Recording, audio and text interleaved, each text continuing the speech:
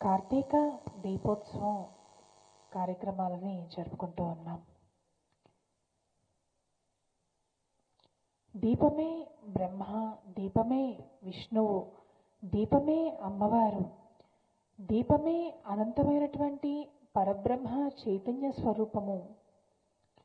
అటువంటి దీప స్వరూపిణి అయినటువంటి శక్తి స్వరూపిణి అయినటువంటి దీప దుర్గకు సంబంధించినటువంటి కొన్ని విశేషాలని ప్రస్తావించుకుందాం. దుర్గాదేవికి సంబంధించి, అమ్మవారి ఆరాధనకు సంబంధించి దుర్గాదేవి రూపాలు మనకి ఎన్నో కనిపిస్తున్నాయి.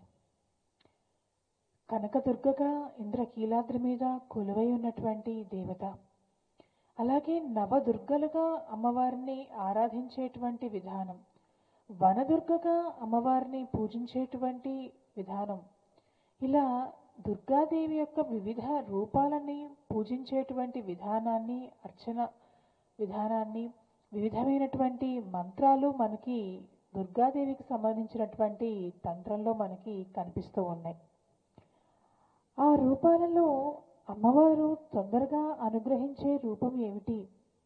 ఏ రకంగా పూజిస్తే దుర్గా అనుగ్రహం తొందరగా వస్తుంది అంటేట, దీపస్వరూపిణి అయినటువంటి దుర్గని, అంటే దీప దుర్గగా అమ్మవారిని ఎవరైతే ఆరాధిస్తారో, పూజిస్తారో, దీపస్వరూపిణిగా, అగ్నిస్వరూపిణిగా దుర్గా అనుగ్రహం తొందరగా వస్తుందట.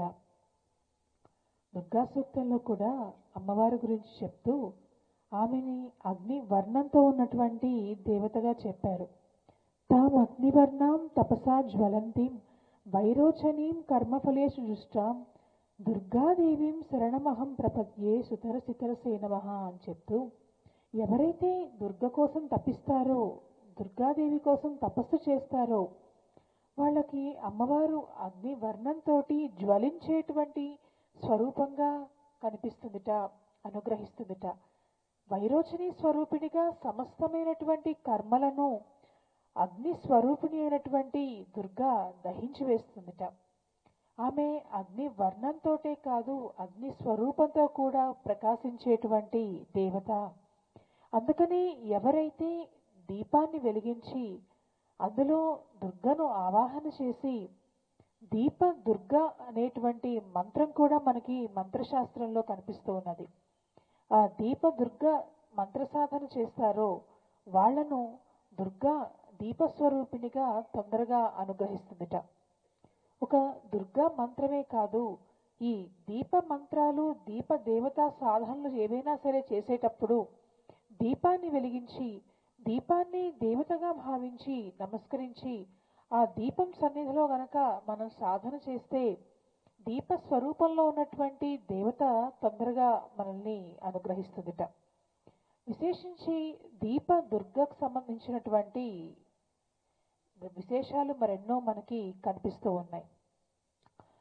ఒక యంత్రం గీసి, దుర్గా యంత్రం, ఆ దుర్గా యంత్రం మీద ప్రమిద పెట్టి దీపాన్ని వెలిగించి దీప దుర్గను అందులో ఆవాహన చేస్తేట అమ్మవారు తొందరగా వస్తుందిట.